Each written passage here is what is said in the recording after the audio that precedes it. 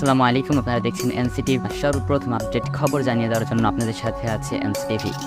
শুরুতেই জানিয়ে দিচ্ছি, স্বৈরাচারের পরিণতির নির্দেশ হিসেবে গণভবনকে জাদুঘর বানানো হবে। উপদেষ্টা নাহিদ স্বৈরাচারের পরিণতির নির্দেশন সংরক্ষণে গণভবনকে জাদুঘর বানানো হবে বলে জানিয়েছেন তথ্য ও সম্প্রচাররা এবং ডাক, টেলিযোগাযোগ ও তথ্য প্রযুক্তির উপদেষ্টা মোহাম্মদ নাহিদ ইসলাম শনিবার ৭ সেপ্টেম্বর গণভবন পরিদর্শন এসে সাংবাদিকদের তিনি এই কথা জানান। মোহাম্মদ নাহিদ ইসলাম বলেন, গণভবনটি জুলাই গণ অভ্যুত্থানের স্মৃতিচারণে জাদুঘরে পরিণত করার সিদ্ধান্ত নিয়েছে সরকার।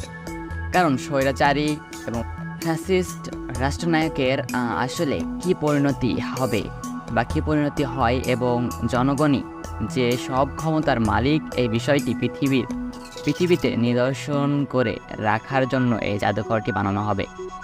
তিনি আরও বলেন, এটি আজকে আমাদের প্রাথমিক ভিজিট ছিল।